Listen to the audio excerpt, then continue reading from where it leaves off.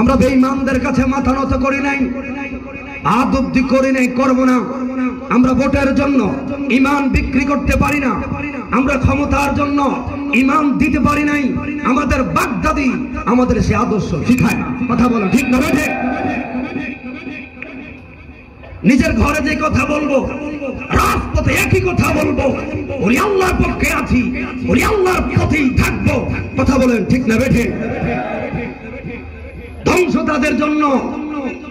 স্বাধীন সোনার বাংলাদেশে যারা নিজের ধর্মকে অবহেলা করে, অপমান করে, কথা বলেন ঠিক না বেঠে?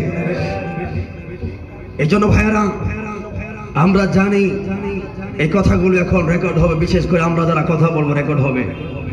মনে রাখবেন, জন্ম যেহেতু হয়েছে মৃত্যু নিশ্চিত।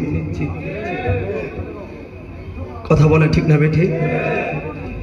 রাসূল পাকের একজন সাহাবী, ছোট্ট একটা কথা বলে, একজন সাহাবী যার নাম ছিল আব্দুল্লাহ, মক্কা থেকে মদিনা গেছেন, অনেক ইতিহাস। রাসূল পাক তাকে দেখে খুশি হয়ে বলছেন, তোমার কি লাগবে বলো। আপনি আর আমি হলে কি বলতাম? আজ যারা মন্দিরে যায় ভোট চায় তারা কি বলতো? ওই সাহাবী বলছেন, ইয়া রাসূলুল্লাহ, আমার কিছু লাগবে না, আমি শুধু একটা জিনিস চাই, কি আল্লাহ যেন আমার শাহাদাতের মৃত্যুটাকে কবুল করে। আমার শাহাদাতের মৃত্যু চাই। ওই সাহাবী আমাদেরকে শিখাইছে, কোটি টাকার চাইতে শাহাদাতের মৃত্যুর দাম অনেক বেশি। কথা বলা ঠিক না বেঠে? আজকের কনফারেন্স আমাকে শিখায় মুনাফিক কারা। আজকের কনফারেন্স আমাকে শিখায় দাড়িওয়ালা, টুপিওয়ালা, পাগড়িওয়ালা থাকলেই ইমানদার মুনাফিক মুসলমান বলা যাবে না। ইমানদার চিনতে গেলে ওলি আল্লাহর মাপকাঠি দিয়ে চিনতে হবে। কথা বলে ঠিক না বেঠে?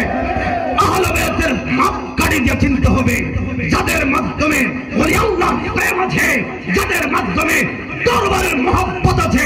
এরা কখনো ঈমান বিক্রি করতে পারে না। এ হাত তুলে বলুন ঠিক না বেঠে?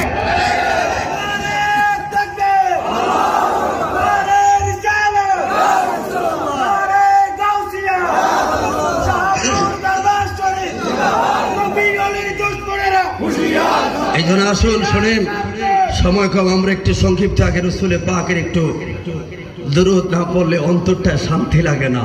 কারণ ঈমানের মূল সোনার মদিনা। কথা বলো ঠিক না বেঠে? তো পারবেন তো ইনশাআল্লাহ? সবাই আমরা নাত রাসূল পড়তে চাই তো ইনশাআল্লাহ? সবাই ডান হাত তুলে আসলে বলেন, পারবেন ইনশাআল্লাহ? সবাই ইয়া রাসূল।